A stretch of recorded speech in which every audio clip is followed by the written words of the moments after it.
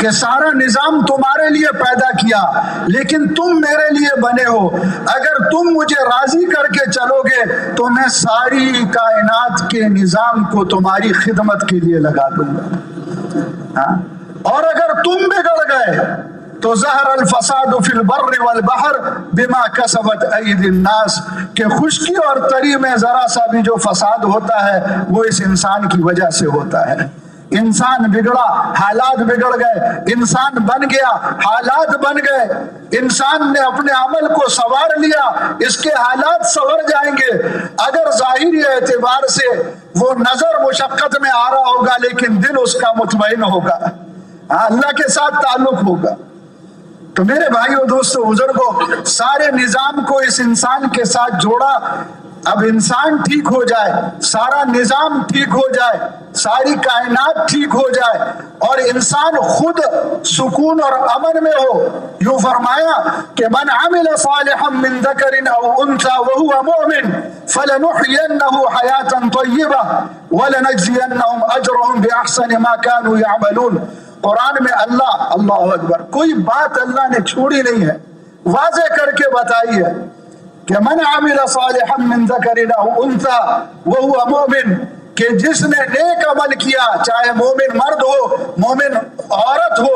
مرد ہو یا عورت ہو، ایمان کے ساتھ متصف ہو،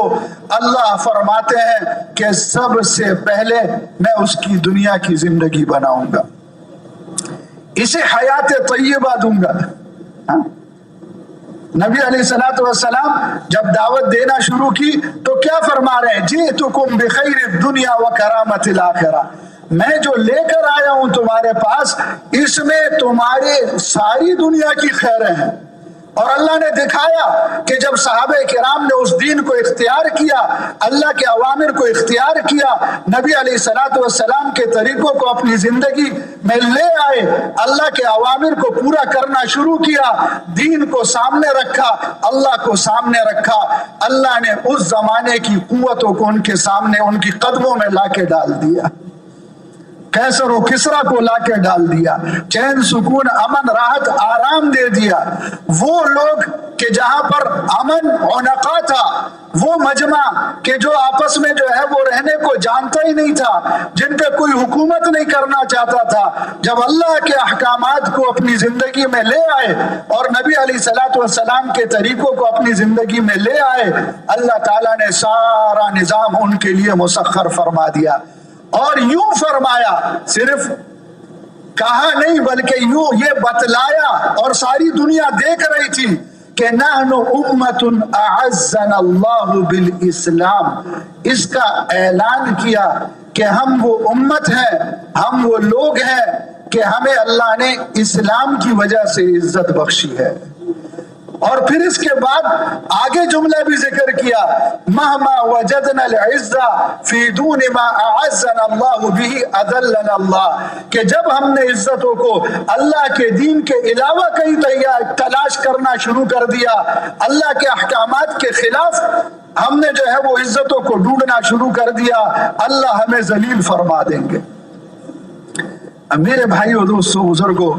تو دنیا اور آخرت کی کامیابی، چاہے فردی کامیابی ہو، چاہے شخصی کامیابی ہو، چاہے قومی کامیابی ہو، چاہے جو ہے وہ قبائلی کامیابی ہو، چاہے عالمی کامیابی ہو، اس کو اللہ تعالیٰ نے دین کے ساتھ جوڑا ہے، ایک ہی سبب، ایک ہی ذریعہ۔ اور قرآن پاک میں اللہ نے اقوام عالم کے حالات کو ذکر کیا، کیونکہ انسان اپنے جیسوں سے عبرت حاصل کرتا ہے، تو اللہ کہتے ہیں دیکھو، ایک آیت میں سمیٹا اور بیان کیا، فَكُلًّا أَخَذْنَا بِذَنبِهِ، اللہ کہتے ہیں کہ ہر ایک کو، اقوام ماضیہ اور سابقہ میں سے ہر ایک کو ہم نے ان کے گناہوں کی وجہ سے پکڑا۔ فَمِنْهُمْ مَنْ أَرْسَلْنَا عَلَيْهِ حَاصِبًا، بعضوں کو ایسے کہ ہوا کے عذاب سے ان کو ہلاک کر دیا، وَمِنْهُمْ مَنْ أَخَذَتْهُ الصَّيْحَةُ،